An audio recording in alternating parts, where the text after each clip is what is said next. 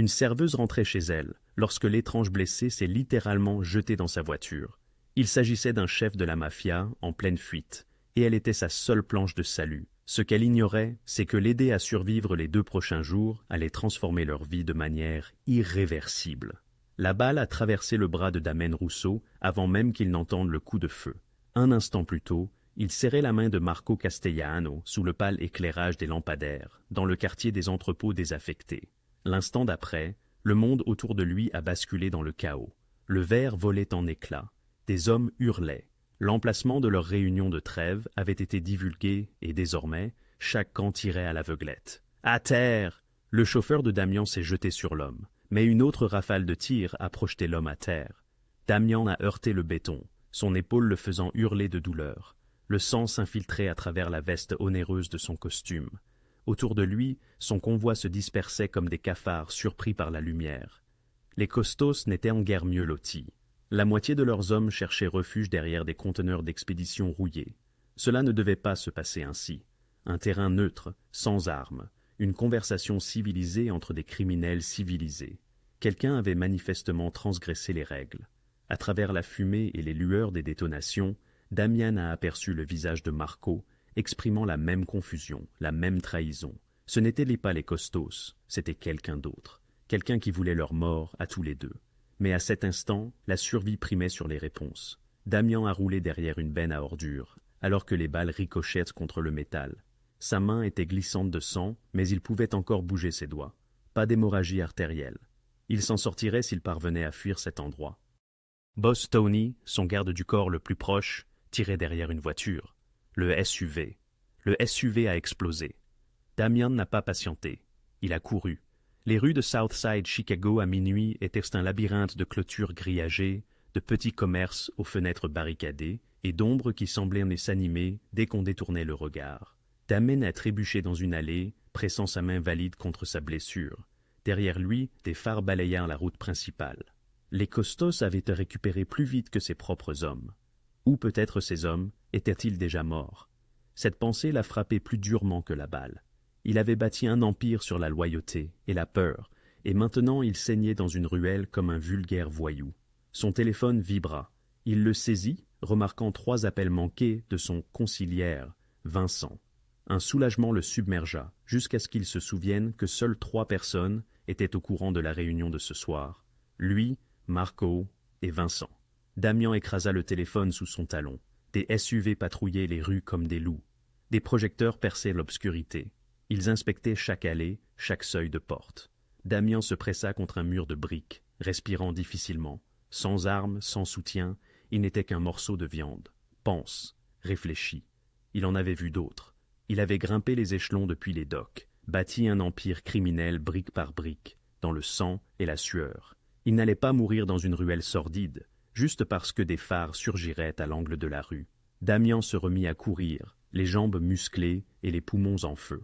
Il déboucha sur une artère plus large et regretta immédiatement son impulsion. Plus de lumière, plus de moteur. Ils étaient en train de le cerner. Là, un restaurant ouvert 24 heures sur 24, dont l'enseigne au néon bourdonnait comme une guêpe mourante, quelques voitures sur le parking.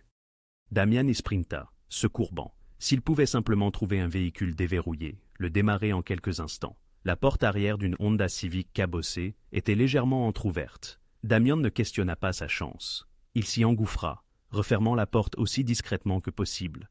L'intérieur sentait le vieux café et le désodorisant à la vanille. Il se recroquevilla dans le plancher, derrière le siège du conducteur, chaque muscle tendu, attendant le cri, le coup de feu, la fin. Le SUV est passé, son projecteur balayant le parking. Damian a retenu sa respiration. La lumière a continué son chemin.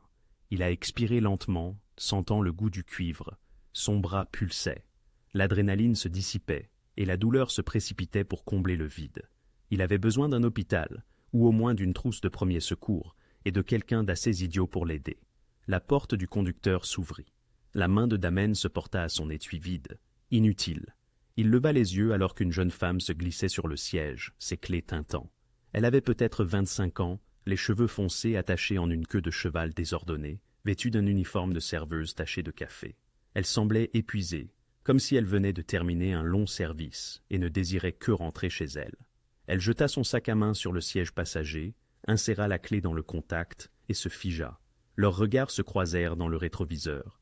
Pendant un instant, aucun des deux ne bougea. Damian la vit analyser la situation en temps réel. Le costume onéreux, le sang, le regard d'un homme à bout de recours. Sa main se tendit vers son sac à main. « Ne fais rien, » dit Damian calmement.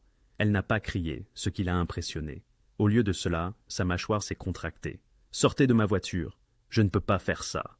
J'appellerai les flics. Vas-y. » Damian observa un autre SUV passer doucement sur la route. « Les hommes là-bas te remercieront probablement juste avant de nous tuer tous les deux. » Elle a suivi son regard, a vu le SUV noir, le projecteur, les hommes au visage dur à l'intérieur. Quelque chose a changé dans son expression. Pas de la peur, exactement, de la réflexion. « Vous saignez sur mes sièges, » dit-elle. « Je vous achèterai une nouvelle voiture. Vous mentez. » Probablement, Damian fit une grimace. « Mais pour l'instant, vous êtes ma seule chance. Et s'ils me trouvent ici, ils supposeront que vous m'avez aidé. Donc, en réalité, nous sommes dans le même bateau maintenant. Je n'ai pas conduit. » Sa voix se durcit. Pas une demande, un ordre. Elle le fixa 3 secondes de plus. Il observa ses mains trembler sur le volant. La vit jeter un coup d'œil au restaurant où elle était en sécurité 30 petites secondes auparavant, puis aux SUV qui patrouillaient. La vit prendre la pire décision de sa vie. Le moteur rugit. Elle sortit du parking juste au moment où un autre SUV tournait le coin, son projecteur balayant leur direction. Elle accéléra en douceur, ni trop vite, ni trop lentement. Juste une autre travailleuse fatiguée, rentrant chez elle après un long service. Dans le rétroviseur, Damian vit le projecteur du SUV s'attarder sur eux, puis s'éloigner. Ils avaient gagné environ 60 secondes. « Où allez-vous » demanda-t-elle d'une voix tendue. « N'importe où, sauf ici. » Elle tourna dans une rue secondaire, puis une autre, ses mains crispées sur le volant. Damon resta discret, observant les rétroviseurs, l'observant elle. « Comment vous appelez-vous » il demanda. « Clara. » Elle ne lui demanda pas son nom, peut-être le connaissait-elle déjà. « Et vous venez de ruiner ma vie. »« Bienvenue au club, » murmura Damian. Derrière eux, d'autres phares apparurent. La chasse était ouverte. « Gauche, prenez la gauche !» Clara fit un mouvement brusque du volant. Sa Honda dérapa en crissant dans le virage d'une étroite rue résidentielle. Derrière eux, les phares se multipliaient comme des yeux démoniaques. 2 SUV maintenant, peut-être 3. « Ils nous rattrapent !» dit-elle, sa voix à peine stable. « Ne prenez pas les routes principales. » Damian se redressa légèrement, ignorant la douleur fulgurante dans son bras. « Vous connaissez les passages dérobés ? J'ai vécu ici toute ma vie. Alors prouvez-le. » La mâchoire de Clara se crispa. Elle détestait qu'on lui donne des ordres, détestait le sang qui s'infiltrait dans son siège arrière, détestait d'avoir pris la décision impulsive d'aider un inconnu qui vivait clairement dans un monde qu'elle s'était efforcée d'éviter toute sa vie. Mais elle connaissait ces rues mieux que personne. Elle prit un virage serré dans une allée si étroite que ses rétroviseurs latéraux frôlaient presque les briques. Les poubelles défilèrent à toute vitesse. Un chien aboya. L'allée les a recrachés sur une autre rue secondaire, et Clara a immédiatement tourné de nouveau, zigzagant à travers le réseau de quartiers oubliés que les touristes ne voyaient jamais. « Vous êtes doués, » marmonna Damian. « Taisez-vous, je réfléchis. » Derrière eux, un SUV suivit dans l'allée. L'autre tournait, essayant de les couper. Ces types savaient de ce qu'ils faisaient. Professionnels, organisés. L'estomac de Clara se tordit. « Qui êtes-vous » demanda-t-elle. « Quelqu'un qui a besoin de disparaître quelques heures. » Ce n'est pas une réponse. C'est la seule que vous obtiendrez. Clara lui jeta un coup d'œil dans le rétroviseur. Même en sang et traqué, il avait une prestance. Le genre de calme qui venait de la maîtrise, même quand tout s'effondrait. Son costume coûtait probablement plus cher que sa voiture. Sa montre, c'était certain. Ce n'était pas une victime de vol. Ce n'était pas un petit trafiquant de rue dépassé par les événements. C'était quelqu'un d'important. Le SUV derrière eux accéléra. « Il y a un passage souterrain devant », dit rapidement Clara. « Vieille voie ferrée, pas de lumière, prenez-le. » Elle appuya à fond sur l'accélérateur.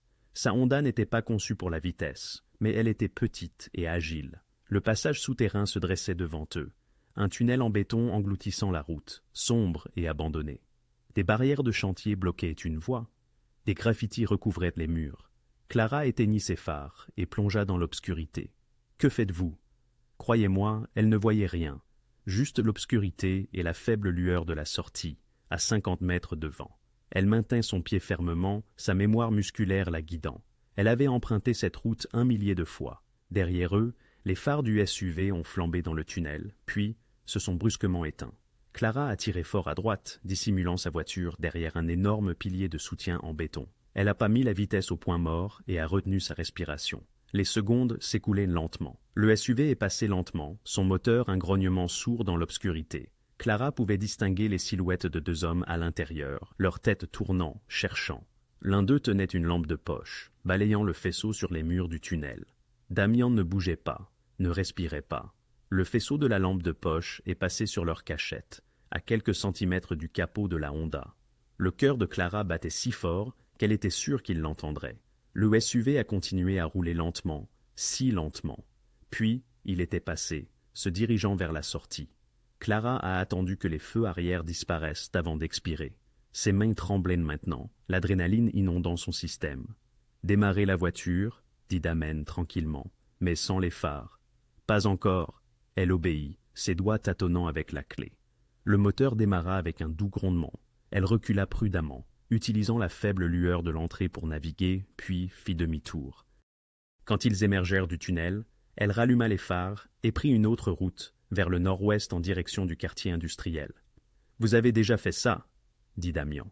Ce n'était pas une question. « Quoi fait ?»« Échappé, je l'aurais semé. » Le rire de Clara était amer. Son ex-petit ami, un dealer paranoïaque, lui avait appris à repérer les flics et à les semer bien avant qu'ils ne se fassent arrêter. Des compétences qui, étonnamment, se sont avérées transférables. Une chance inouïe. Elle croisa son regard dans le rétroviseur. « Qui êtes-vous » Et ne me répondez pas par des généralités. Les hommes là-bas, ils n'étaient mis à pas là par hasard. Ils étaient organisés. Ils avaient des radios et des projecteurs. Elle s'interrompit, son esprit enfin éveillé. « Oh mon Dieu, quoi ? Je connais votre visage. » Sa voix devint un murmure. « Je l'ai déjà vu dans le quartier. On parle, vous savez. » Damian ne dit rien. La prise de Clara se resserra sur le volant. « Vous êtes Damian Rousseau. » Silence. « Vous êtes le... » Elle ne put même pas prononcer les mots. Le parrain de la mafia, le seigneur du crime, l'homme qui contrôlait la moitié du quartier sud depuis l'ombre. L'homme responsable de combien de morts, de combien de vies déchirées. « Continuez de conduire, » dit Damian. « J'ai aidé une... » Sa voix transperça sa panique comme un couteau. « Ces hommes qui me poursuivent, ce sont les Costos, l'équipe de Marco. Et s'ils vous trouvent avec moi, ils ne poseront aucune question. Ils ne se soucieront pas de votre ignorance. Ils vous logeront une balle dans la tête par simple précaution. » Son sang se glaça. « Alors oui, » continua Damian. « Vous avez aidé la mauvaise personne, mais il est trop tard pour y remédier. La seule issue est d'avancer. » La vue de Clara se brouilla. Ce n'était pas possible. Elle était serveuse. Sir, une anonyme luttant pour garder la tête hors de l'eau. Elle n'était pas destinée à se retrouver au milieu d'une guerre de gangs. Mais il avait raison. Il était trop tard pour faire machine arrière. « Où vais-je » demanda-t-elle d'une voix creuse. « Quelque part en sécurité, un endroit où ils ne penseront pas à chercher. Je ne connais aucun endroit de la sorte. »« Si, vous en connaissez un, » dit Damian, son regard croisant le sien dans le miroir. « Ramenez-moi chez vous, Clara. » C'est de la folie. Clara engagea la voiture dans l'interstice étroit entre 2 immeubles en ruine, ses phares révélant une parcelle oubliée de la ville. Des escaliers de secours rouillés s'accrochaient aux murs de briques.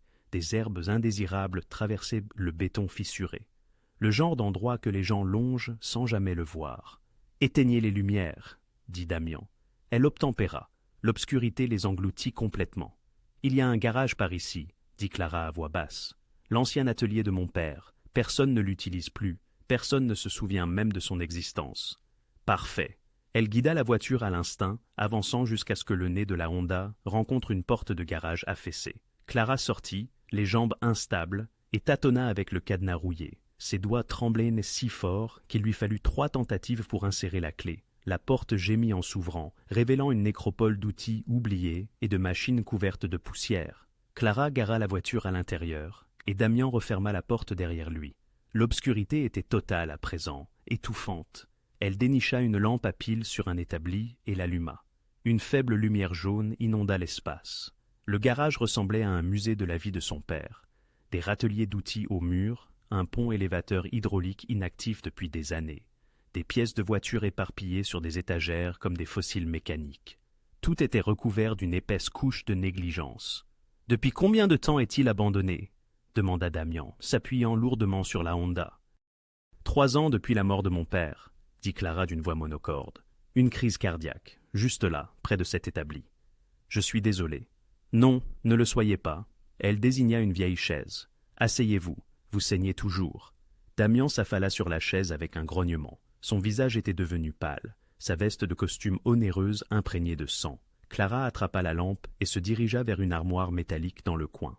Mon père gardait une trousse de premiers secours pour les types qui venaient après des accidents. Elle sortit une boîte métallique cabossée, la dépoussiéra. À l'intérieur, de la gaze, du ruban adhésif, un antiseptique, des pansements papillons. Pas grand-chose, mais mieux que rien. « Vous savez ce que vous faites » demanda Damian. « Assez. » Clara posa la boîte sur un établi voisin. « Enlevez votre veste. » Il obtempéra, grimaçant.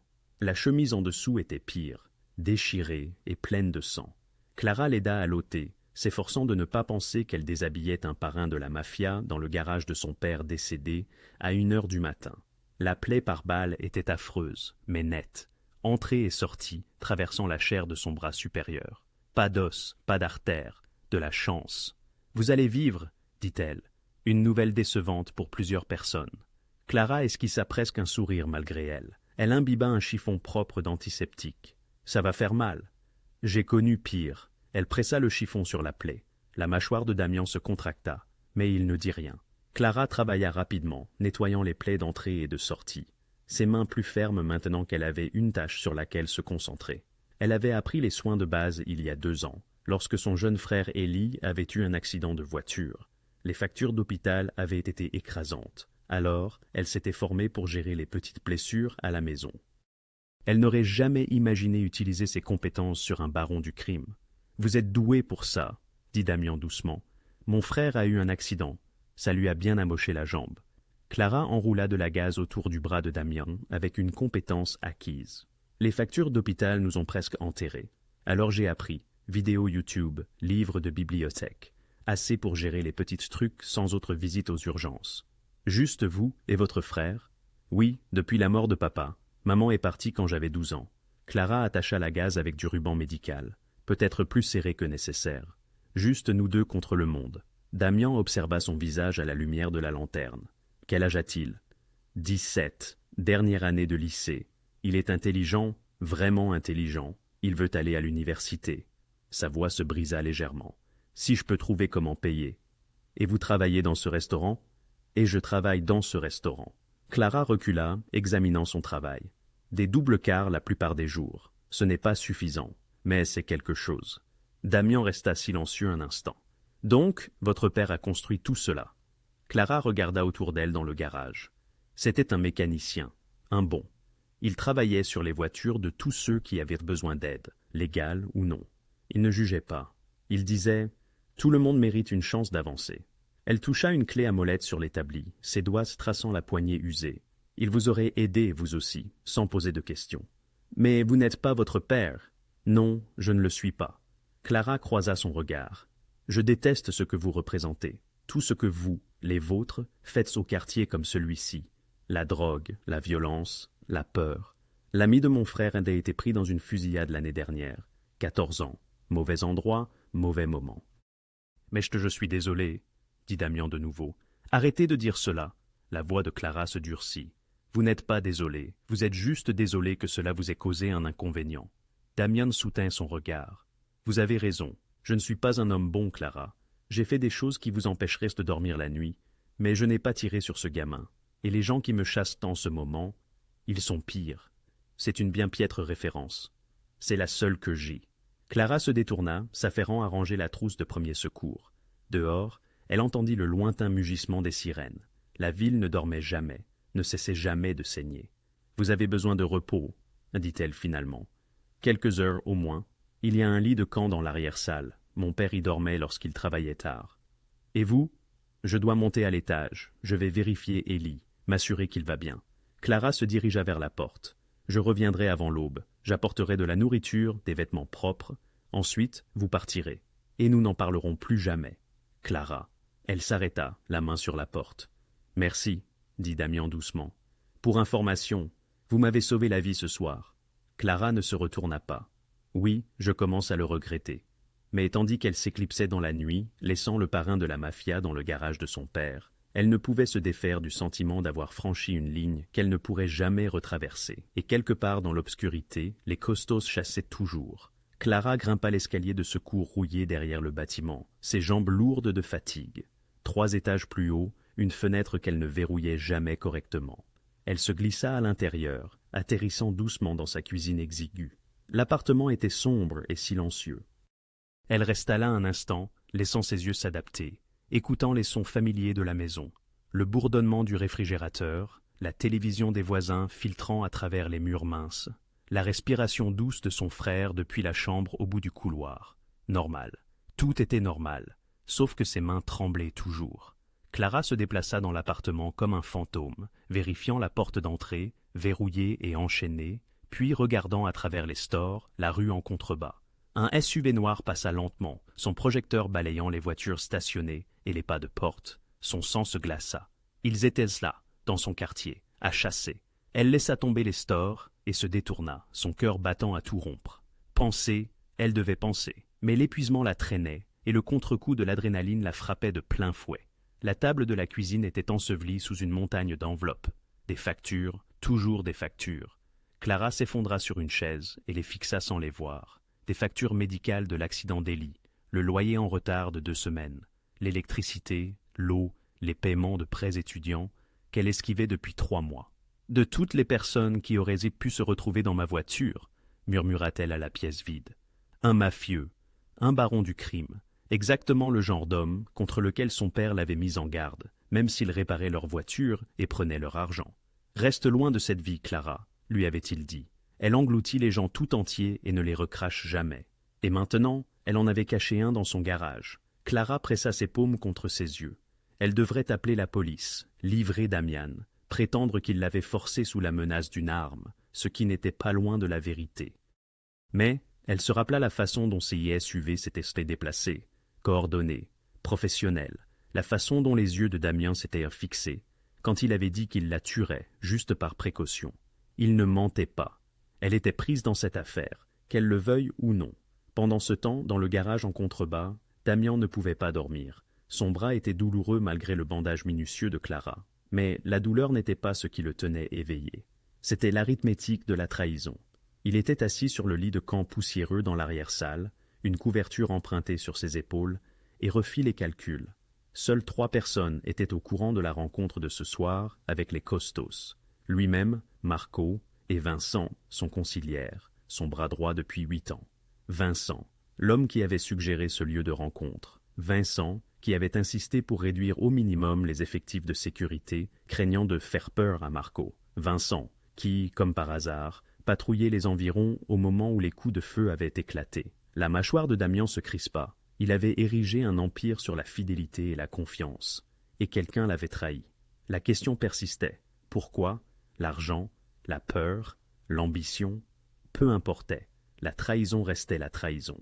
Il sortit de sa poche intérieure le téléphone jetable qu'il conservait toujours. Une ligne que les Castellanos ne connaissaient pas.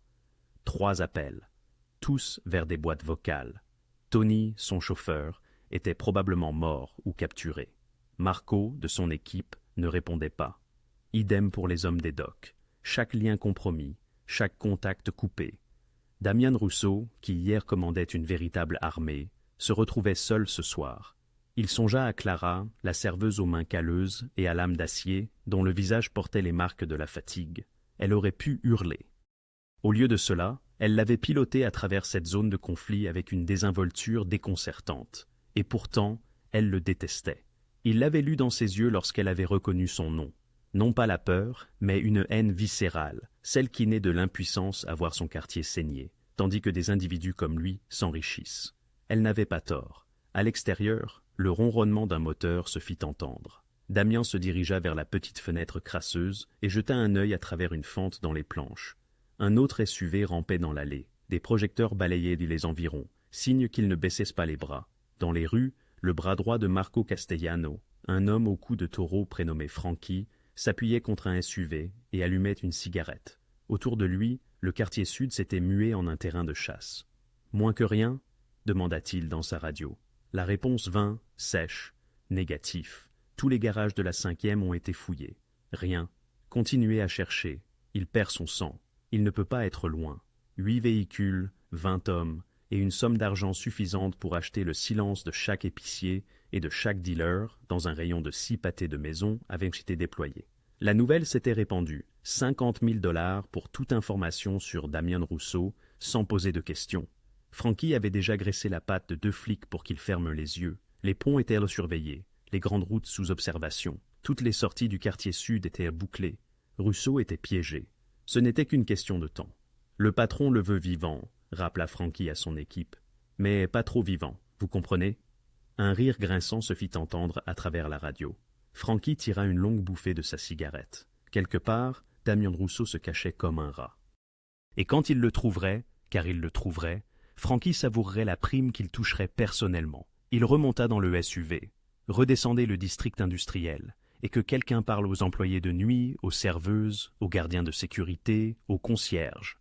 Quelqu'un a forcément vu quelque chose. Le SUV s'ébranla, son projecteur déchirant les ténèbres.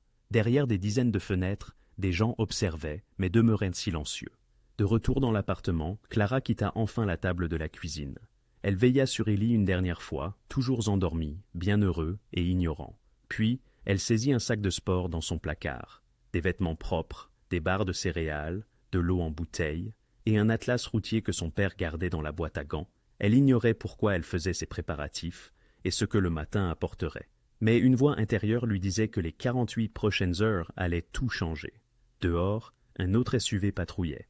Le quartier retenait son souffle, et dans le garage en dessous, Damian Rousseau, assis dans l'obscurité, élaborait sa prochaine stratégie, conscient que l'ennemi le plus dangereux n'était pas celui qui le traquait de l'extérieur, mais celui qui s'était déjà approché suffisamment pour appuyer sur la détente.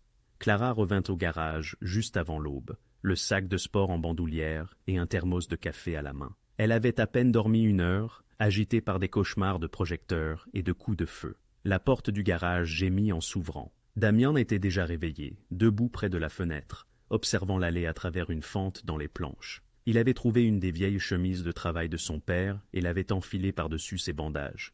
Elle était trop petite aux épaules, mais propre. « Tu es revenu » dit-il sans se retourner. « Ne sois pas si étonné. » Clara posa le sac d'un coup sourd. « J'ai apporté des vêtements, de la nourriture. Tu dois partir. Je sais. Je veux dire, maintenant, ce matin, avant... Je ne peux pas. » La colère de Clara éclata. « Oui, tu peux. Tu franchis cette porte. Tu disparais dans n'importe quel trou où les gens comme toi disparaissent. Et je reprends ma vie. » Damian se retourna enfin pour lui faire face. « Tu penses que c'est si simple. Je pense que tu n'es plus mon problème. » Faux. Sa voix était calme, mais ferme. « Tu es dans les enregistrements de vidéosurveillance de ce parking de Diney. Tu es sur chaque caméra de circulation entre là-bas et ici. Les costas ne sont pas stupides. Ils trouveront ces images avant midi, si ce n'est déjà fait. Ils identifieront ta voiture, tes plaques, ton visage. » Le thermos de café glissa des mains de Clara. « Non, ils ne le feraient pas. »« Si, ils le feraient. Ils le feront. » Damian s'approcha, son expression grave. « Clara, dès l'instant où je suis monté dans ta voiture, tu es devenue partie prenante de tout ça. Courir ne servira à rien. Faire semblant que ça n'est pas arrivé ne servira à rien. La seule chose qui aide maintenant est d'aller jusqu'au bout. » « Jusqu'à quoi ?» La voix de Clara s'éleva. « Jusqu'à ce que tu te fasses tuer, que je me fasse tuer, que mon frère devienne un dommage collatéral dans votre guerre de gang? Non. » La mâchoire de Damian se serra. « Jusqu'à ce que j'y mette fin, définitivement. » Clara rit, un son amer et strident. « Tu es un homme seul, en sang, traqué. Tu penses que tu peux juste... » « Quoi? Gagner une guerre depuis le garage de mon père? J'ai gagné des guerres avec moins. Mon Dieu, écoute-toi. » Clara se détourna, passant ses mains dans ses cheveux. « Vous, les gens, vous êtes tous pareils, tellement sûrs d'être invincibles que les règles ne s'appliquaient pas à vous. Pendant ce temps, le reste d'entre nous essaie juste de survivre aux décombres que vous laissez derrière. Tu as raison. » Elle se retourna vivement. « Quoi? Tu as raison, » répéta Damian. « J'ai laissé des ruines, des vies détruites, fait des choix qui m'ont empêché de dormir la nuit. » Il marqua une pause. « Mais je suis aussi la seule chose qui se dresse entre toi et les costas en ce moment. Alors tu peux me haïr autant que tu veux. Je l'ai mérité, mais si tu veux protéger ton frère, tu as besoin de moi en vie. J'ai besoin que tu partes. C'est la même chose. » Finalement, Damien se dirigea vers l'établi, prit l'attelage routier qu'elle avait apporté. Mais d'abord, je dois contacter mes hommes, ceux en qui je peux encore avoir confiance. Et pour cela, je dois traverser la ville sans me faire descendre, ce qui signifie que j'ai besoin de quelqu'un qui connaît ces rues mieux que les Costas. Clara le regarda. « Tu es fou. » Probablement, il ouvrit l'atlas. « Tu connais bien la partie nord ? » « Ne fais pas ça, Clara. » Il la regarda dans les yeux. « Dans 48 heures, cela se termine. Je rejoindrai mon équipe. Nous nous occuperons des Costas et je disparaîtrai de ta vie pour toujours. Mais je ne peux pas le faire seul. Pas cette fois. Pourquoi devrais-je t'aider ? Parce que tu l'as déjà fait. » La voix de Damien s'adoucit. « Et parce que je te promets maintenant que ton frère restera en sécurité. Peu importe ce qui m'arrive, Ellie ne sera pas touchée. Je m'en assurerai. Tes promesses ne signifient rien. » Elles signifient tout. Il y avait quelque chose de féroce dans ses yeux maintenant. « J'ai enfreint beaucoup de règles, Clara, fait des choses que je ne peux pas réparer. Mais je tiens toujours ma parole. C'est la seule monnaie qui compte dans mon monde. » Clara voulait discuter, voulait lui crier de partir, d'emporter son sang, son argent et ses promesses brisées, et de disparaître de sa vie. Mais elle regarda son visage, épuisé, déterminé, sincère, et sentit quelque chose changer. Il disait la vérité. Du moins, il le croyait. « 48 heures, dit-elle doucement. 48 heures, et puis tu disparais pour toujours. On ne se reverra plus jamais. » Clara ferma les yeux, sentant le poids des décisions se déposer sur ses épaules. Elle pensa à Ellie, encore endormie à l'étage. Pensa aux factures sur la table et à la vie qu'elle avait si durement construite à partir de rien. Pensa à son père, qui avait aidé tous ceux qui le demandaient, quel que soit leur côté de la loi. Peut-être lui ressemblait-elle plus qu'elle ne voulait l'admettre. « Je connais des itinéraires, » finit-elle par dire, « des chemins de traverse, des zones industrielles, des endroits où la police ne patrouille pas. Je peux te faire traverser la ville sans emprunter les grandes artères. C'est tout ce dont j'ai besoin. Mais j'ai des règles. » Clara s'approcha, sa voix dure. « Nous ne blessons personne qui ne le mérite pas. Nous n'impliquons pas de civils. Et si je dis que c'est trop dangereux, nous nous arrêtons. » Marché conclu, Damien tendit sa bonne main. Marché conclu. Clara hésita, puis la serra. Sa poigne était ferme, chaude malgré le froid du garage. « Quand est-ce qu'on commence ?» demanda-t-elle. Maintenant, Damien replia l'atlas. Il y a une station-service abandonnée du côté est. Un vieil ami à moi la dirigeait avant de quitter le business. Si je peux l'atteindre, je peux contacter des gens en qui j'ai confiance. Le quartier Les Grouilles de Costas. Je sais. C'est pourquoi j'ai besoin de toi. Clara ramassa le sac de sport, ses mains stables maintenant. La décision était prise, pour le meilleur ou pour le pire. Elle était totalement investie. « Allons-y, dit-elle, avant que je ne change d'avis. » Ils montèrent dans la Honda, alors que le soleil commençait à se lever, peignant le ciel de nuances de sang et d'or. La ville se réveillait, et la chasse aussi. La lumière de l'aube filtrait à travers les pare-brises encrassés, alors que Clara naviguait la Honda, à travers un labyrinthe de routes de service et d'allées oubliées. La ville avait un aspect différent à cette heure, plus douce, presque innocente. Des travailleurs se dirigèrent vers leurs équipes matinales. Des camions de livraison faisaient leur tournée. Un monde qui ignorait la guerre qui se déroulait dans ses ombres. Damien était assis bas sur le siège passager maintenant, une casquette de baseball tirée sur son visage. Une des vieilles vestes de son père couvrait ses vêtements coûteux. Pour quiconque jetait un coup d'œil, il ressemblait à un travailleur ordinaire qui prenait un autostop. « Prends la prochaine à droite, » dit-il calmement, puis suit la route de service derrière le parc industriel. Clara obéit, ses mains détendues sur le volant maintenant. La terreur initiale s'était éteinte, laissant place à un étrange calme. Peut-être était-ce le choc, peut-être l'acceptation. Quoi qu'il en soit, elle se sentait étrangement concentrée. La station-service, à quelle distance ? 5 kilomètres à l'est, près de l'ancienne voie ferrée. Damien vérifia le rétroviseur pour la 100e fois. Elle est fermée depuis 5 ans. Mon ami S la gérait comme une couverture. Une affaire propre en surface, d'autres arrangements en dessous. Il avait pris sa retraite en Floride, mais la propriété demeurait sous le contrôle d'une fiducie qu'il gérait. Une disposition commode et stratégique. Damien rajusta sa casquette. Je possède 13 biens immobiliers répartis dans la ville. La plupart des gens l'ignorent. Des refuges, des points de rencontre, des lieux de stockage. Quand on agit dans l'ombre, on a besoin d'endroits où se dissimuler. Clara bifurqua brusquement à gauche, traversant un parking désert pour éviter un carrefour principal. Ça doit être agréable. Je peux à peine me payer un appartement. Il ne s'agit pas d'agrément, mais de survie. C'est la même chose, non? Vous survivez grâce à des refuges et des comptes offshore. Moi, je survis avec des doubles postes et la prière. Damien demeura silencieux un instant. Depuis combien de temps travaillez-vous au restaurant? Des années. Depuis la mort de mon père et l'accumulation des factures. Clara s'engagea sur une petite route d'accès bordée d'entrepôts. Pourquoi cette question? Simple curiosité. Quoi? N'essayez pas d'humaniser la situation. La voix de Clara s'était durcie. Nous ne sommes pas amis. Nous ne sommes pas partenaires. C'est une transaction. 48 heures et vous disparaîtrez. C'est compris? Il acquiesça, mais continua de l'observer. Clara sentit le poids de son regard. Cela la déstabilisait, non par menace, mais parce que ce regard semblait authentique, comme s'il la voyait vraiment, non comme un simple outil, mais comme une personne. Personne ne l'avait regardée ainsi depuis des années. La route de service serpentait à travers une zone industrielle, jalonnée d'usines abandonnées, de machineries rouillées, de blocs entiers, témoignant d'un effondrement économique. Clara connaissait ces rues. Elle les avait parcourues 1000 fois, empruntant des raccourcis pour éviter les embouteillages, trouvant des itinéraires qui lui faisaient s'y gagner de précieuses minutes et de l'argent d'essence. « Vous connaissez vraiment bien la ville, » observa Damien. « On apprend la carte quand chaque minute compte, quand un retard signifie la perte d'un quart de travail, et la perte d'un quart de travail signifie l'impayé du loyer. » Clara contourna un nid de poule qui aurait pu engloutir un pneu. On apprend l'efficacité quand on ne peut pas se permettre d'erreur. J'ai appris de la même manière, circonstances différentes, même principe. Clara le regarda. Vous n'avez pas toujours été... Elle fit un geste vague. Riche, puissant. Le sourire de Damien était mince. Non, j'ai grandi dans un appartement de deux pièces sur les quais. Mon père s'est tué au travail à charger des navires. Ma mère nettoyait des maisons jusqu'à ce que ses mains saignent. J'ai compris très tôt que le monde ne vous offre rien. Vous le prenez ou vous mourrez en essayant. Donc, vous avez choisi le crime. C'est la survie. Le crime n'était que la méthode. C'est une excuse commode.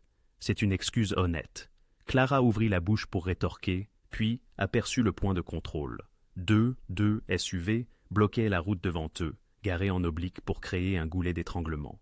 Des hommes en vêtements sombres scrutèrent chaque véhicule qui passait. L'un d'eux tenait une tablette, vérifiant probablement les plaques d'immatriculation dans une base de données. « Zut !» souffla Clara. « Ne vous arrêtez pas. » La voix de Damien était calme. « Ne fuyez pas. Ralentissez simplement naturellement. Ils vous verront. Non, ils verront un couple. » Il tendit la main et saisit la sienne, entrelaçant leurs doigts. « Clara, écoutez-moi. Nous sommes ensemble. Nous sommes fatigués. Nous avons passé la nuit blanche. La voiture est tombée en panne plus tôt, mais nous l'avons remise en marche. Nous essayons juste de rentrer chez nous. Pouvez-vous faire ça ?» Son cœur battait la chamade. « Regardez-moi. » Elle le fit. Ses yeux étaient si calmes, rassurants. Son pouce traçait un petit cercle sur le dos de sa main. « Vous êtes plus forte que vous ne le pensez, » dit-il doucement. « Respirez, souriez, nous allons bien. » Clara inspira profondément et leva le pied de l'accélérateur, laissant la Honda avancer vers le point de contrôle. L'un des hommes leva la main, lui faisant signe de s'arrêter. Elle obéit, baissant sa vitre. « Bonjour, » dit l'homme. Il était jeune, peut-être 30 ans, avec des yeux froids mais qui avaient trop vu. Un peu tôt pour être dehors. « Panne de voiture, » dit Clara, forçant un sourire fatigué. Elle serra la main de Damien, non pour le spectacle, mais pour le courage. Tombée en panne près de l'autoroute. Il nous a fallu une éternité pour la redémarrer. L'homme regarda Damien au-delà d'elle. « C'est vrai ?» Damien souleva légèrement sa casquette, offrant un hochement de tête là. L'alternateur lâche. Il faut aller chez un garagiste avant qu'il ne rende complètement l'âme. Où allez-vous après? Chez nous, dit Clara. Dans le quartier de Les Pils. Nous avons passé la nuit blanche. Je veux juste un café dans mon lit. L'homme les étudia. Clara sentit une sueur froide perler sur son dos. À côté d'elle, la main de Damien restait ferme dans la sienne. Finalement, l'homme recula. D'accord, faites vérifier cet alternateur. Je ne veux pas vous voir de nouveau en panne. Nous le ferons. Merci. Clara avança lentement. Chaque muscle était tendu. Dans le rétroviseur, elle vit l'homme retourner vers son partenaire. Pas d'appel radio, pas d'alarme. Ils avaient été convaincus. 100 mètres plus loin, Clara laissa échapper un rire tremblant. « Mon Dieu, nous avons réussi. Vous avez été formidable, » dit Damien. Il relâcha sa main, mais lentement, comme à regret. La paume de Clara était froide là où sa chaleur avait été. C'était fou. C'était du travail d'équipe. Damien pointa du doigt. Là-bas, vous voyez cette clôture? La station-service est juste derrière. Clara tourna sur un chemin d'accès envahi par la végétation. La suspension de la Honda gémit sur l'asphalte défoncé. Et là, elle était, une structure squelettique avec des fenêtres barricadées et des herbes poussant à travers le béton. Oubliée. Parfait. Elle se gara derrière le bâtiment, à l'abri des regards de la route. « Nous y sommes arrivés, dit-elle, presque surprise. Damien sourit, un vrai sourire cette fois, pas le masque prudent qu'il portait habituellement. Nous y sommes arrivés. Et pendant un bref instant, Clara lui rendit son sourire. À l'intérieur de la station-service abandonnée, des mouches de poussière dansaient dans les rayons de soleil perçants à travers les planches cassées. Damien se dirigea vers ce qui avait été le bureau arrière, maintenant seulement des étagères vides et un classeur rouillé. Il souleva une latte de plancher lâche, révélant un compartiment secret. « Vous vous moquez de moi ?» dit Clara depuis l'embrasure de la porte. Damien sortit une boîte métallique et l'ouvrit. À l'intérieur, de l'argent, trois téléphones jetables, un pistolet et un ensemble de fausses identités propres. Cachette de survie, j'en ai éparpillé dans toute la ville. C'est très thriller d'espionnage de votre part. Ça m'a tenu en vie jusqu'à présent. Il mit le pistolet et l'un des téléphones dans sa poche, puis tendit une liasse de billets à Clara pour les provisions. De l'eau, de la nourriture, tout ce dont nous pourrions avoir besoin pour le 1 ou 2 prochains jours. Il y a un dépanneur à 3 pâtés de maison au sud. Clara regarda l'argent. Des billets de 100 $, plus que ce qu'elle gagnait en une semaine. Je ne veux pas de votre argent. Ce n'est pas un cadeau, c'est de la logistique. Damien lui pressa l'argent dans la main. Nous avons besoin de fournitures. Je ne peux pas y aller. Simple calcul. Elle voulait refuser, voulait le lui jeter à la figure, mais elle pensa au réfrigérateur vide à l'étage, à Ellie qui aurait besoin de petit déjeuner, à la réalité pratique des 48 prochaines heures. Très bien, dit-elle, en rangeant les billets dans sa poche. 20 minutes. Soyez prudente, restez vigilante. Clara leva les yeux au ciel. Je prends soin de moi depuis longtemps. Alors que la Honda s'éloignait, Damien porta son attention sur le téléphone jetable. Il l'alluma, observant les barres de signal montées. Un seul appel. Il pouvait risquer un seul appel pour tâter le terrain. Il composa un numéro de mémoire. Il sonna quatre fois avant de se connecter. Oui, une voix prudente. Joey, l'un de ses agents de terrain. C'est moi. Silence. Puis, patron, Jésus, tout le monde vous croyait mort. Pas encore. Damien maintint sa voix basse. Qui me cherche? Tout le monde, mec. Costiano a bloqué tout le Southside. Il pire pour des informations. Mettons la pression sur les gens. Mais, patron, ce n'est pas le pire. La poigne de Damien se resserra sur le téléphone. Parlez. C'est Vincent, votre conciliaire. Le bruit court qu'on l'a vu avec Marco Castellano. Pas comme une prise d'otage, comme une rencontre. La confirmation frappa Damien comme une seconde balle. Il s'en était douté, mais l'entendre à voix haute rendait ça réel. « Quand » demanda-t-il. « Ce matin, tôt, dans un entrepôt du côté ouest. » L'esprit de Damien parcourut les implications. Vincent n'avait pas seulement divulgué le lieu de la réunion, il travaillait activement avec les Costiano. Depuis combien de temps cela durait-il? Des semaines? Des mois? Joey, écoutez attentivement. Je dois que vous disparaissiez pendant quelques jours. Ne dites à personne où vous allez, ni à votre petite amie, ni à votre mère, à personne. Patron, que se passe-t-il? Une purge, et j'ai besoin que les gens en qui je peux avoir confiance soient toujours en vie quand ce sera fini. Damien marqua une pause. Pouvez-vous faire ça? Oui, je peux faire ça. Bonhomme. Damien raccrocha et écrasa le téléphone sous son talon. Vincent, son bras droit pendant 8 ans, l'homme qui l'avait aidé à bâtir cet empire à partir de rien, l'homme en qui il avait confiance sa vie. Pourquoi? De l'autre côté de la ville, dans un entrepôt reconverti, Vincent Rossi était assis en face de Marco Castellano, sous une lumière fluorescente crue. L'entrepôt était vide, à l'exception d'eux et de la garde personnelle de Marco. Deux hommes, silencieux aux yeux morts, qui ne s'éloignaient jamais de leur patron. « Il est toujours en liberté, » dit Marco en allumant un cigare. « Votre livraison promise est en retard, Vincent. »« Elle est ingénieuse, je vous l'avais dit. » Le costume de Vincent était impeccable, ses mains fermes. Aucun signe de nervosité. Mais il est blessé, isolé et à court d'options. Ce n'est qu'une question de temps. Du temps que je paie, Marco souffla de la fumée sur la table. Chaque heure que Russo respire est une heure où ma réputation en pâtit. Les autres familles observent, attendant de voir si je peux finir ce que j'ai commencé. Vous n'avez pas commencé, c'est moi. Le sourire de Vincent était mince. Et je vais le finir, mais ces choses demandent de la finesse. Finesse? Marco rit, un son dur et grinçant. Vous avez trahi votre patron, Vincent. Cela ne demande pas de finesse, cela demande de la cupidité. Appelez cela comme vous voulez, je préfère un repositionnement stratégique. Vincent se pencha en arrière. Le temps de Damien est révolu, il est trop prudent, trop contrôlé. Sous ma direction, avec votre soutien, nous pouvons étendre nos opérations dans des territoires qu'il n'a jamais osé toucher. Votre direction, Marco l'étudia à travers un voile de fumée de cigare. Vous croyez vraiment pouvoir maintenir son équipe unie après l'avoir trahi? Ceux qui comptent suivront l'argent et le pouvoir. Ceux qui ne le feront pas, Vincent haussa les épaules, ne poseront pas de problème. La garde de Marco se déplaça légèrement, les mains dérivant vers des armes dissimulées. Le message était clair.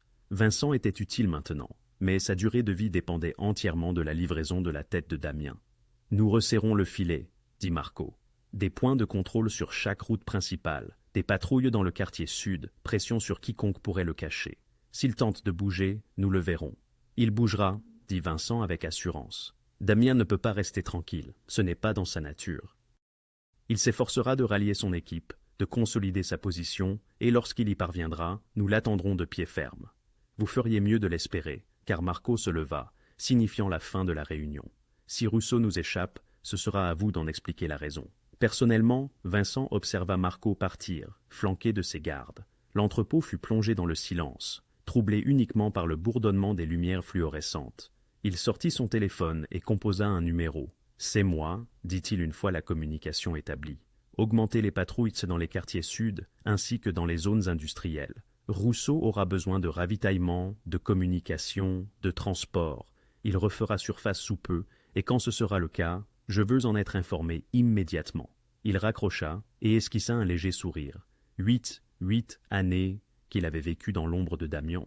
8 années à exécuter des ordres, à regarder un autre récolter la gloire pendant qu'il accomplissait le véritable travail. Assez. Demain, Damien Rousseau serait mort et Vincent hériterait d'un empire. De retour à la station-service, Clara revint avec deux sacs de provisions. Elle trouva Damien debout près de la fenêtre, fixant le vide, son expression sombre. « Tu vas bien ?» demanda-t-elle. « C'est Vincent, » répondit-il doucement, « mon concierge. C'est lui qui m'a trahi. » Clara déposa les sacs. Elle ne savait que dire. Dans son monde, la trahison venait de petits amis qui volèrent son loyer ou d'amis qui parlaient dans son dos. Mais cela, c'était différent, c'était mortel. « Je suis désolé, » finit-elle par offrir. Damien se tourna vers elle et Clara vit quelque chose de nouveau dans ses yeux. Pas de la colère, pas de la douleur, mais quelque chose de plus froid. « Ne le sois pas, » dit-il, « parce que maintenant, je sais exactement qui tu es. » À la tombée de la nuit, ils se remirent en route. Damien devait se rendre au centre-ville, plus près de l'endroit où son lieutenant le plus fidèle, Marco Knuckles Delgado, dirigeait une firme de sécurité légitime servant de couverture. Si quelqu'un pouvait rallier les fidèles restes de l'équipe de Damien, c'était Knuckles. Mais pour y arriver, il fallait traverser le cœur de la ville, jalonné de points de contrôle et de zones de patrouille. « L'autoroute est impraticable, » dit Clara, étudiant l'atlas routier à la lumière de sa lampe de poche. « Trop exposé. Mais il y a un parking souterrain qui mène aux anciens tunnels de métro. Un chemin de maintenance passe sous trois pâtés de maisons. Comment en as-tu connaissance ?»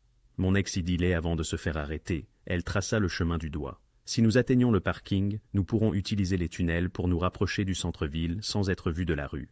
Damien l'observa dans la pénombre. « Tu as eu une vie bien remplie pour une serveuse. Tu n'as pas à juger mes choix de survie. Je ne juge pas. Je suis impressionné. » Clara sentit la chaleur monter à son visage et détourna le regard. « Allons-y. » Ils traversèrent la ville comme des fantômes. Clara naviguait dans les rues secondaires et les zones résidentielles où les patrouilles de Castellano étaient d'eau plus rares. La Honda se fondait parfaitement dans le décor. Juste une autre voiture cabossée dans un quartier populaire. La structure du parking s'élevait devant eux. Une monstruosité de béton plongeant 6 niveaux sous terre. Clara pénétra dans l'entrée, la barrière levée et abandonnée. La structure était vouée à la démolition depuis des années, prise dans un imbroglio juridique, parfait pour leur dessein et parfait pour une embuscade. « Quelque chose ne va pas », murmura Clara alors qu'ils descendaient la première rampe. Damien le ressentait aussi. La structure était trop silencieuse, trop vide. Continuez, mais lentement. Les phares de la Honda perçaient l'obscurité alors qu'ils descendaient en spirale. Niveau 2, 2. Niveau 3, 3. Les murs étaient couverts de graffitis. Des voitures abandonnées reposaient sur des pneus crevés, des reliques de contraventions impayées. Puis, Clara le vit. Des traces de pneus fraîches sur le béton poussiéreux. Damian, des phares s'allumèrent derrière eux. « Vas-y !» cria Damian. Clara enfonça l'accélérateur. Le moteur de la Honda hurla alors qu'elle prenait le virage, les pneus crissant. Derrière eux, un SUV vrombissait, se lançant à leur poursuite. Il les attendait. Les jointures de Clara blanchirent sur le volant. Continue de descendre.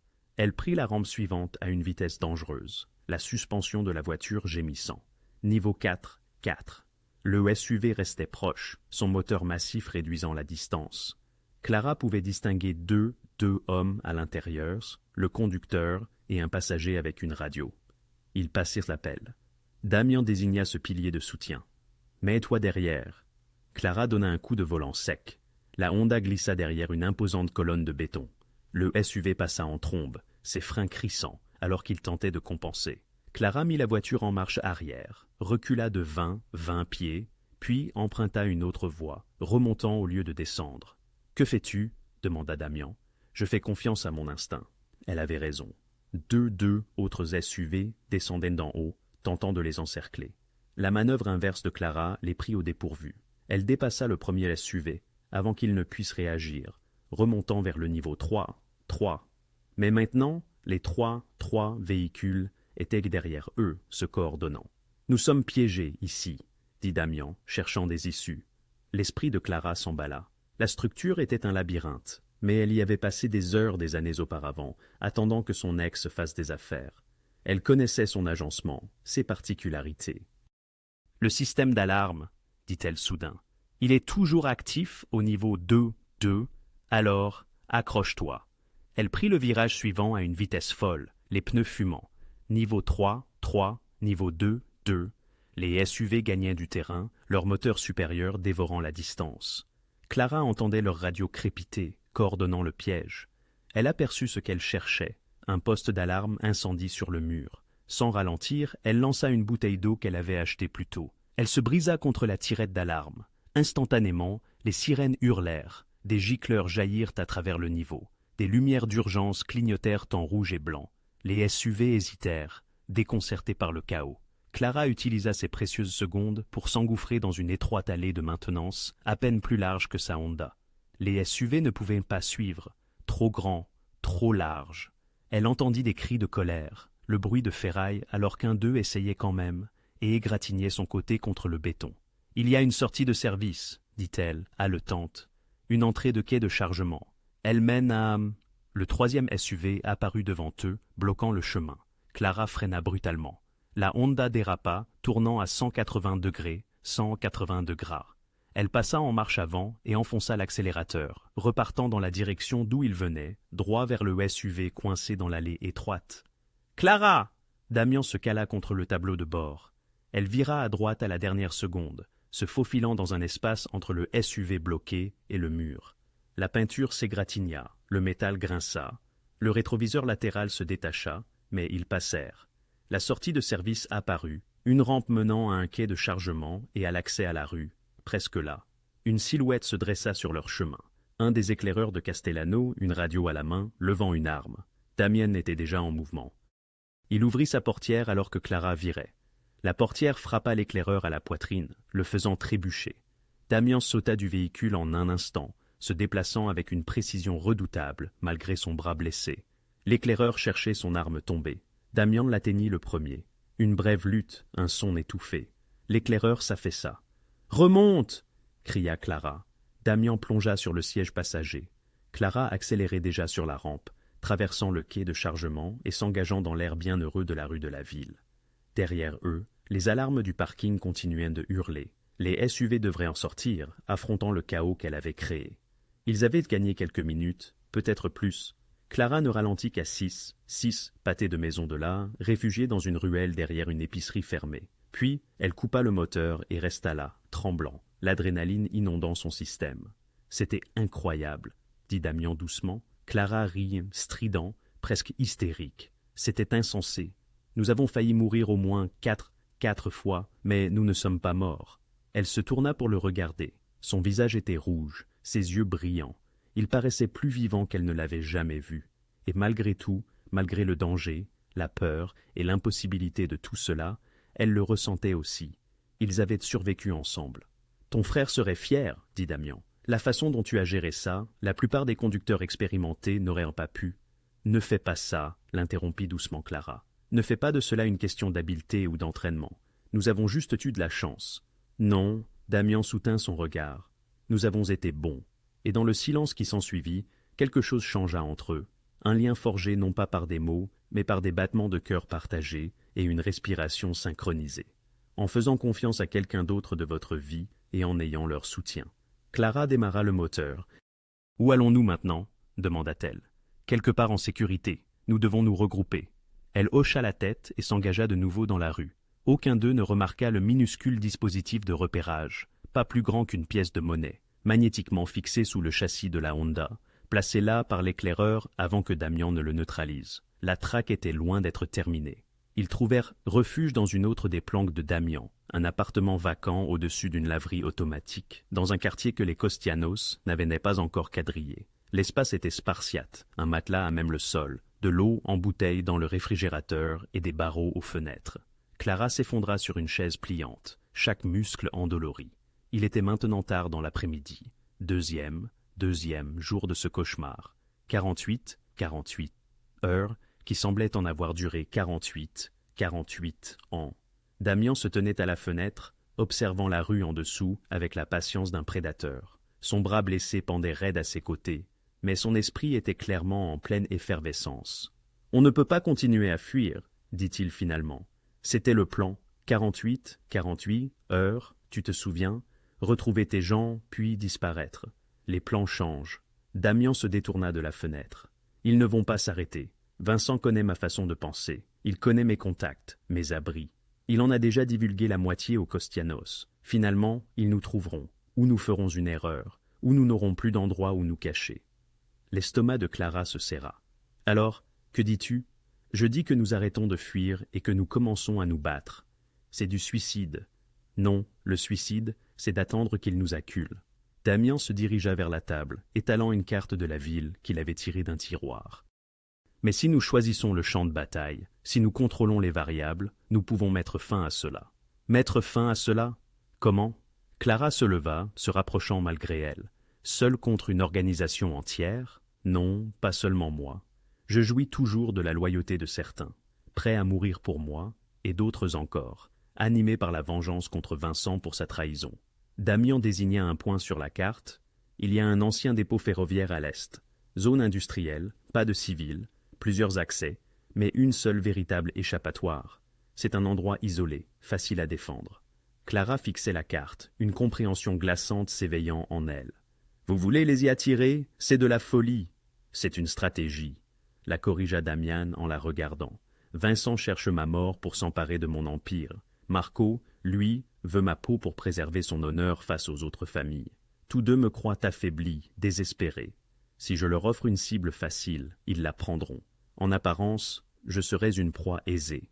Mais si je parviens à avertir Knuckles, Marco Delgado, mon lieutenant le plus fidèle, il rassemblera les hommes auxquels je sais pouvoir encore faire confiance. Nous dresserons un piège. Laissons les costos s'y engouffrer et mettons fin à cette guerre avant qu'elle ne consume tout le quartier sud. » L'esprit de Clara s'emballa. « Vous parlez d'un massacre. Je parle de survie. » La voix de Damian se fit plus dure. « Et de protéger le quartier d'une guerre de gangs qui n'en finit pas. Si ça perdure, des innocents périront. Tes voisins, les camarades de classe de ton frère. Plus ça traîne, plus les dégâts collatéraux augmentent. Une seule confrontation, une seule nuit, loin des civils. C'est une clémence comparée à ce qui nous attend autrement. » Clara aurait voulu protester, mais elle fut incapable de trouver les mots. Elle avait grandi en voyant les conflits de la pègre ravager les quartiers comme des incendies, des balles perdues, des intimidations, du sang maculant les trottoirs où les enfants jouaient. Si Damian disait vrai, si cela pouvait mettre un terme rapide à cette spirale infernale, loin de ces rues. « Comment savez-vous que vos hommes viendront ?» demanda-t-elle. « Parce que Vincent les a tous trahis, pas seulement moi. » Damian sortit un autre téléphone jetable. « La loyauté est profondément enracinée dans mon organisation. Vincent vient de prouver qu'on ne peut pas privilégier l'ambition au détriment de l'honneur. Mes hommes le comprennent, ils viendront. » Il composa un numéro. 2 sonneries retentirent. « Knuckles, c'est moi. Clara entendit une explosion étouffée de soulagement à l'autre bout du fil. Patron? Mon Dieu, où êtes-vous? Tout le monde écoute. Pas le temps, le coupa Damian. Vincent est le traître. Il travaille avec les costos. Le silence. Ce fils de... Je sais, mais nous allons régler ça ce soir. J'ai besoin que tu rassembles tous ceux en qui tu as confiance. Le noyau dur, ceux qui étaient là dès le début. On parle de combien de personnes? Tous ceux qui viendront. Nous mettons fin à ça à l'ancien dépôt ferroviaire de Riverside. Minuit. Une autre pause. Patron, c'est un piège mortel pour eux, pas pour nous. Je t'expliquerai quand tu seras là, fais-moi confiance. La voix de Damian s'adoucit légèrement. Encore une fois, Knuckles, tu peux le faire? Toujours, patron, toujours. Damian lui donna quelques détails supplémentaires, puis raccrocha. Il écrasa le téléphone sous son talon, une habitude que Clara commençait à reconnaître. « C'est tout ?» demanda-t-elle. « Vous venez de déclencher une guerre de gang avec un appel de 2 minutes. » « J'ai mis fin à une guerre de gang. » Damon rencontra son regard. « Clara, tu n'es pas obligée de prendre part à la suite. Tu en as déjà fait plus qu'il n'en faut. Je ne peux pas arrêter. » Clara se surprit elle-même par la fermeté de sa voix. « Vous croyez que je peux juste m'en aller maintenant après tout ça? Ils ont vu mon visage, ma voiture. Vincent sait que je vous ai aidé. Il doit le savoir, s'il est aussi intelligent que vous le dites. »« Probablement, » répondit Damian. « Alors, je suis déjà une cible, déjà complice. » Clara se dirigea vers la fenêtre, observant le quartier qu'elle avait tant lutté pour protéger. Quelque part dehors, Ellie était à l'école, ignorant la menace qui pesait sur eux. « Vous avez promis qu'il serait en sécurité. Mon frère, il le sera. Alors j'y suis, non pas parce que je crois en votre guerre ou votre empire ou tout ça. » Elle se retourna pour lui faire face. « Mais parce que la seule façon pour Ellie d'être en sécurité est que ça se termine, ce soir. » Damian l'étudia un long moment. « Tu n'es plus seulement une conductrice. » Non. Clara sentit le poids de la situation s'alourdir sur ses épaules. « Je suis une co-conspiratrice maintenant, volontaire ou non. Pour ce que ça vaut, je suis désolé. Gardez vos excuses. » Mais sa voix était plus douce à présent. « Dites-moi le plan, le vrai plan. Qu'est-ce que vous avez besoin que je fasse ?» Damian retourna à la carte. « Le dépôt ferroviaire a une seule route d'accès principale. J'ai besoin que votre voiture bloque cette route une fois que les costos sont à l'intérieur.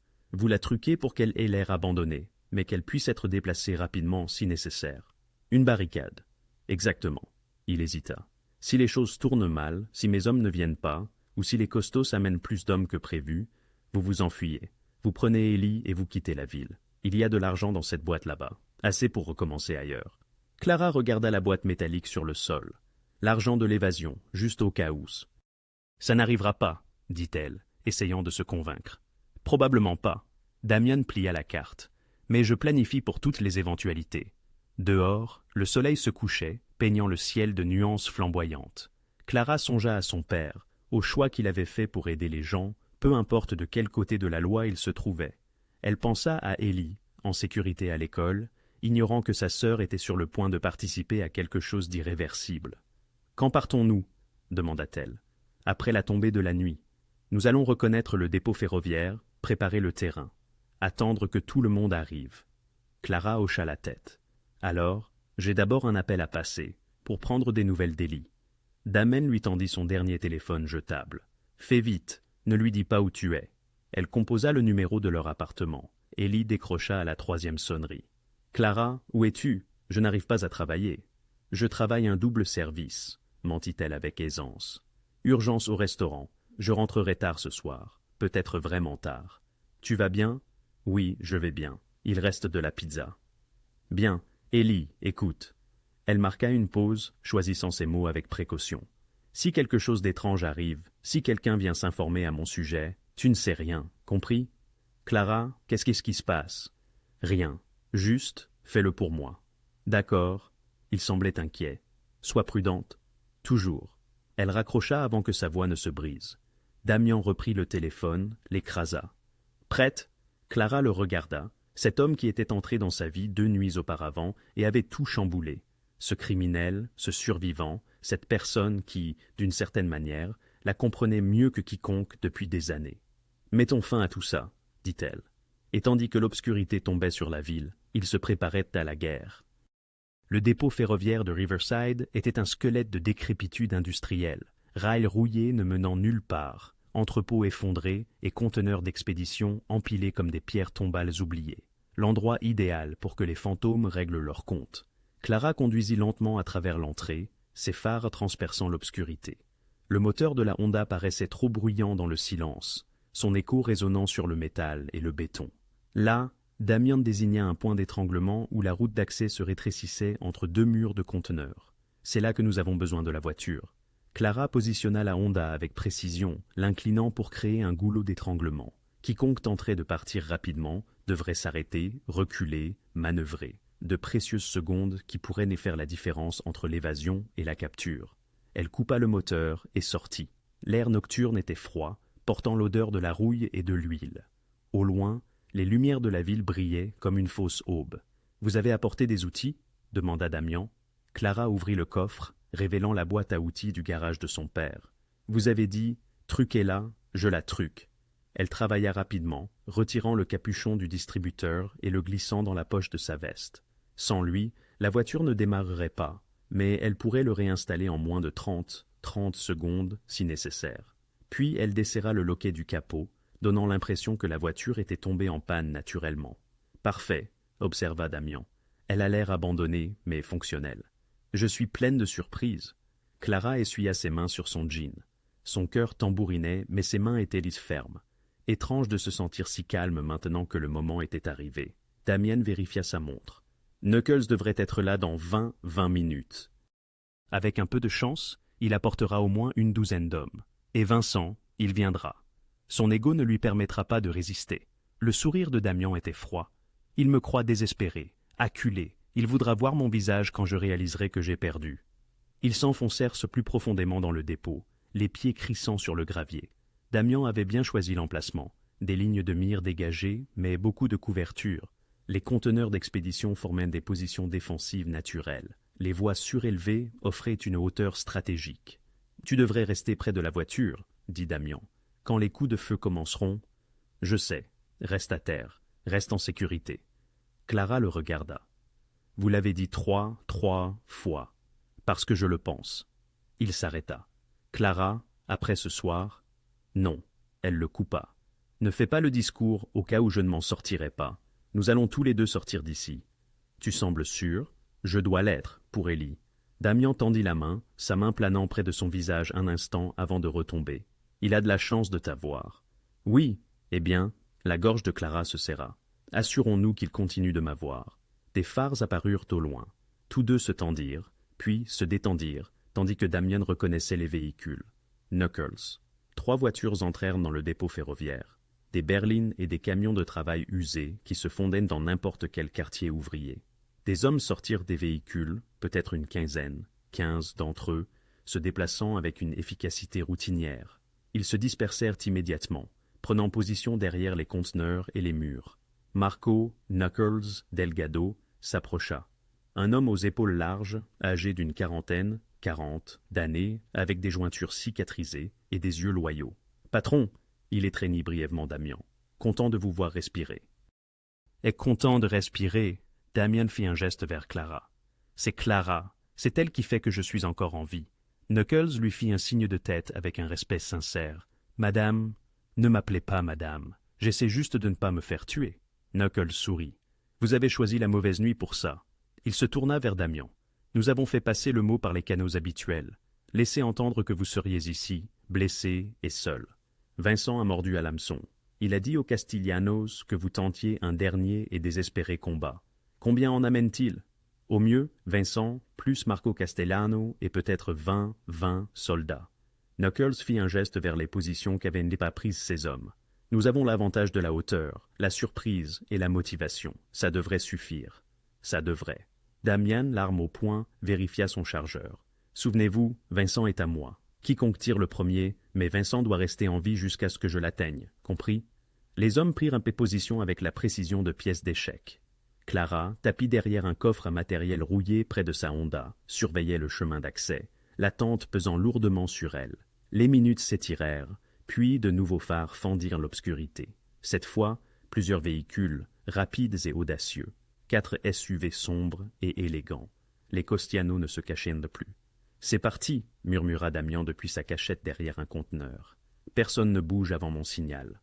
Les SUV s'engouffrèrent dans le triage, leurs phares éblouissants inondant l'espace d'une lumière crue. Ils s'immobilisèrent en formation lâche, les moteurs tournant au ralenti, les portières s'ouvrant. Vincent fut le premier à descendre, ajustant son costume comme pour une réunion d'affaires cruciale. Puis apparut Marco Castellano, encadré de ses hommes, des soldats au visage dur armés de fusils automatiques. Clara dénombra 22 hommes, bien plus que l'estimation de Knuckles.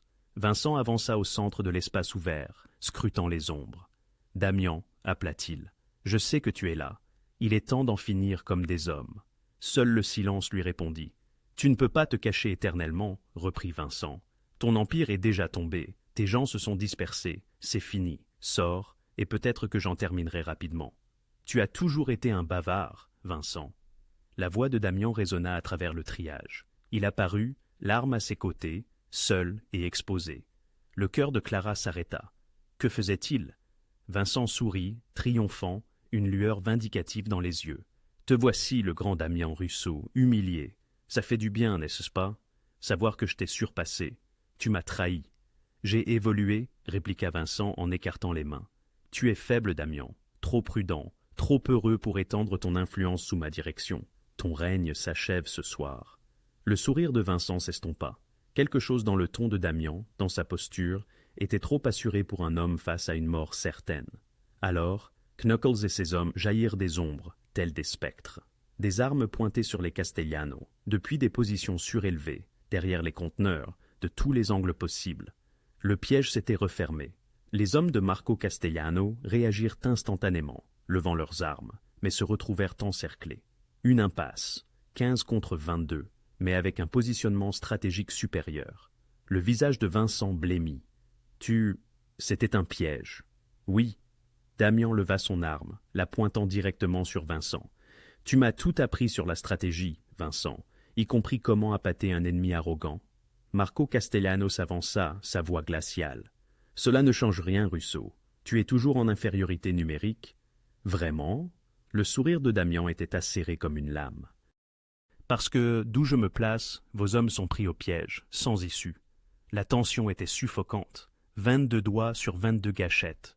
Un seul faux pas, et le triage se transformerait en abattoir.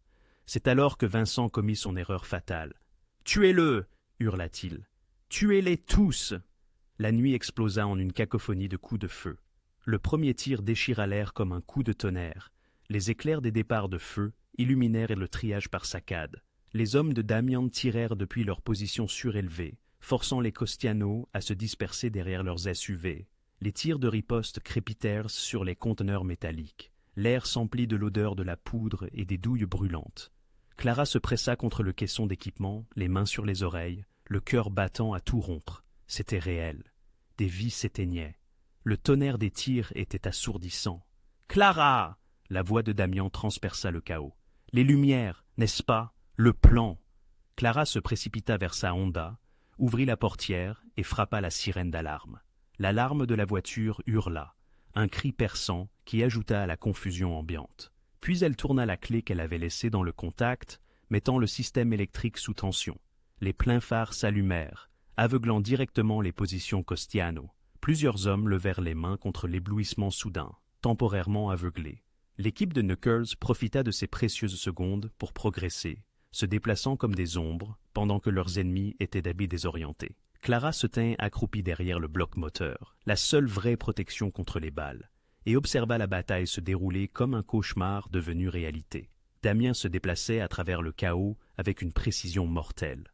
Malgré son bras blessé, il était agile, efficace, abattant 2 des hommes de Marco alors qu'il réduisait la distance le séparant de Vincent. Ce dernier s'était abrité derrière un SUV, tirant à l'aveuglette, toute sa contenance polie ayant volé en éclats. Puis, Clara les vit. 2 soldats Castellano s'étaient détachés du combat principal, contournant les conteneurs, débordant et se dirigeant droit vers sa position. Son sang se glaça. Elle n'avait que quelques secondes, peut-être moins. La main de Clara trouva la clé en croix dans le coffre de sa Honda. Son père avait toujours gardé des outils d'urgence à portée de main. Le métal était froid et lourd dans sa prise. Pas une arme à feu, pas même un couteau, mais c'était quelque chose. Le premier soldat sortit du conteneur, son arme levée. Il la vit accroupie près de la voiture et sourit. Une proie facile. Clara appuya sur le bouton d'ouverture du coffre. Le couvercle s'envola, frappant le soldat en plein visage. Il tituba en arrière, maudissant, momentanément étourdi. Clara était déjà en mouvement. Elle balança la clé en croix avec force, atteignant son poignet. L'arme tomba avec un cliquetis sur le sol. Le second soldat apparut, son arme pointée sur le centre de sa poitrine. « Non !» Clara attrapa le premier soldat par sa veste et le fit pivoter, l'utilisant comme bouclier humain. Le second soldat hésita. Une seconde d'incertitude. Elle l'exploita. Clara poussa violemment le premier soldat contre le second. Ils s'en mêlèrent, déséquilibrés. Elle n'attendit pas de les voir se relever. Elle courut, sprintant entre les conteneurs, utilisant l'obscurité et sa connaissance des espaces étroits pour disparaître. Derrière elle, des cris de colère, des bruits de pas. Ils la poursuivaient. L'esprit de Clara s'emballait. Elle était serveuse. Elle n'était pas entraînée pour cela, mais elle avait passé toute sa vie à naviguer dans des situations dangereuses, avec pour seuls atouts son intelligence et son instinct de survie. Cela devrait suffire. Elle aperçut une clé à molette tombée près d'une vieille fosse d'entretien, plus grande que la clé en croix, plus lourde. Clara la saisit et se pressa contre l'ombre d'un conteneur, contrôlant sa respiration malgré l'adrénaline qui hurlait dans ses veines. Le premier soldat apparut au coin, prudent cette fois, son arme balayant les environs. Clara attendit qu'il passe sa position, puis abattit la clé à molette violemment sur l'arrière de son genou. Il s'effondra avec un cri. Elle écarta son arme d'un coup de pied, puis s'enfuit à nouveau avant que le second soldat ne puisse la rattraper. Ses poumons brûlaient, ses jambes étaient hauts comme du caoutchouc, mais elle continuait d'avancer, de réfléchir. Le second soldat criait dans sa radio, appelant des renforts. Mais les renforts étaient occupés.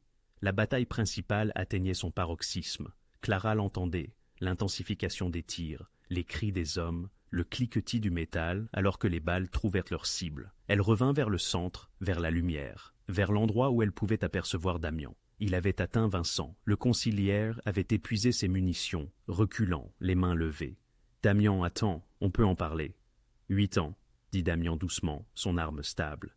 Je t'ai fait confiance pour tout. C'était des affaires, rien de personnel. » La contenance de Vincent se brisa complètement. Les familles voulaient une nouvelle direction. Elles allaient de toute façon se retourner contre toi. Je me suis juste positionné pour survivre. Tu t'es positionné pour en tirer profit. La voix de Damian était glaciale. De ma mort, de la loyauté d'hommes qui auraient donné leur vie pour toi.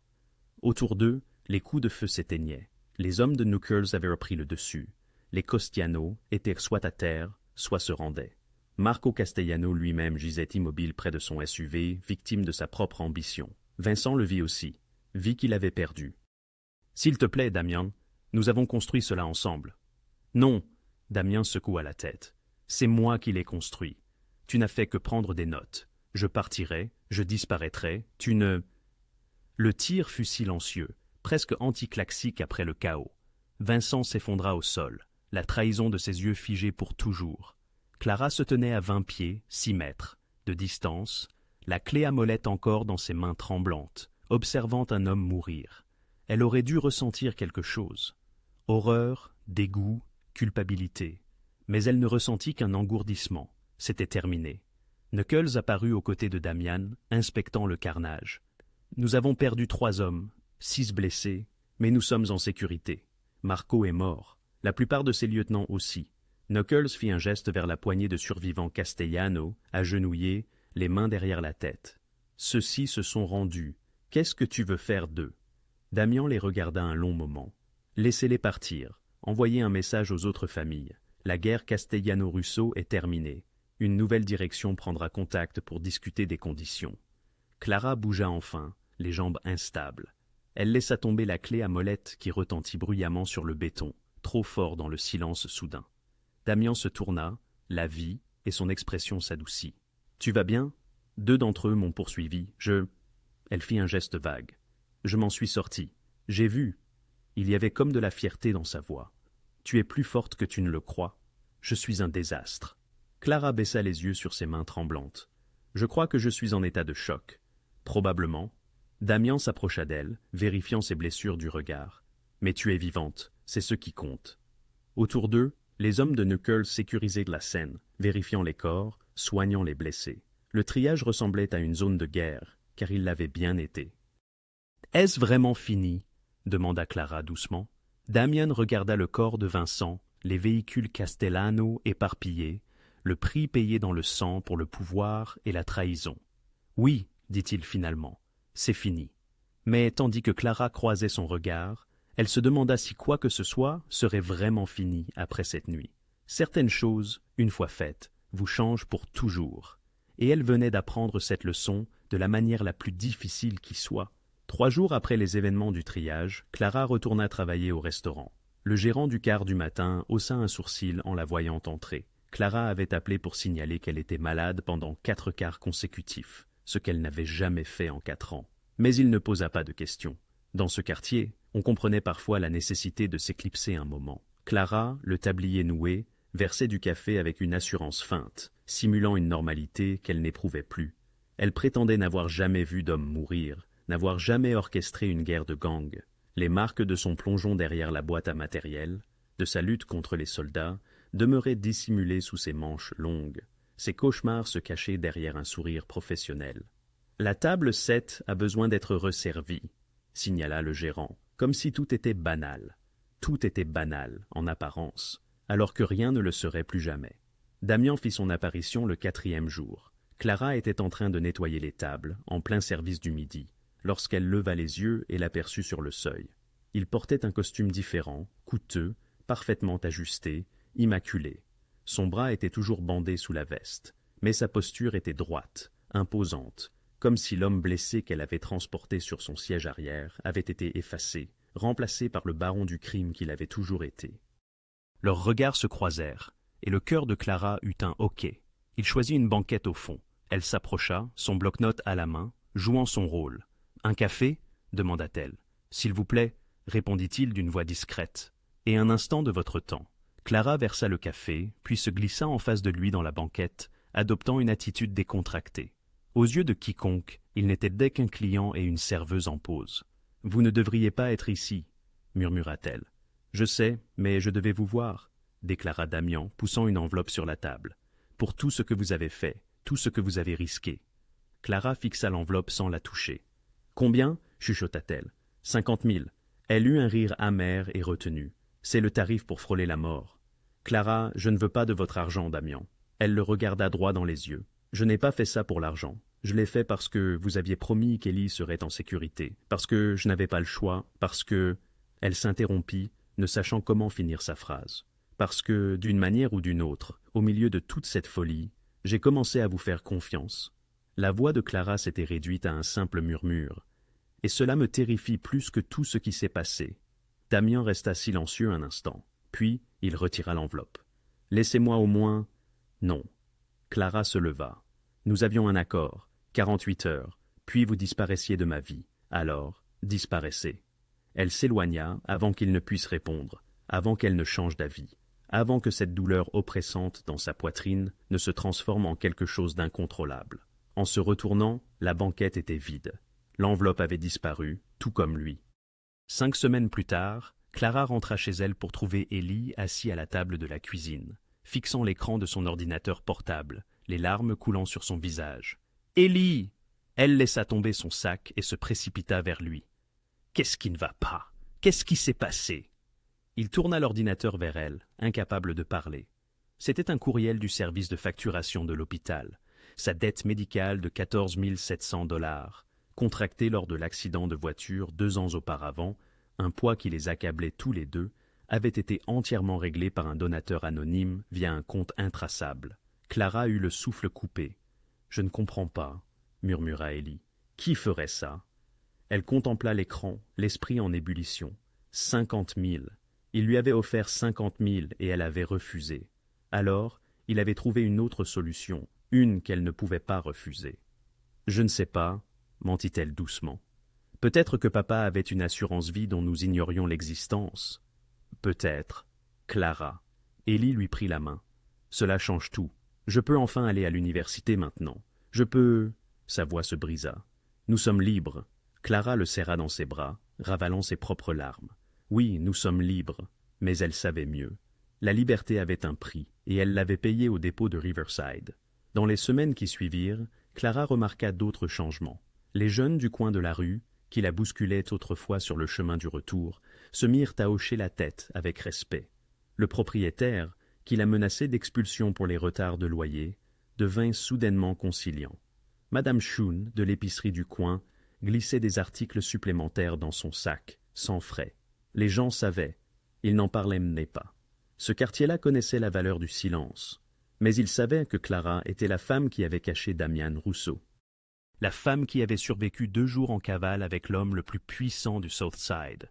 Elle n'avait pas rejoint son monde, n'était pas devenue une partie de son empire, mais elle avait gagné quelque chose de presque aussi précieux, le respect.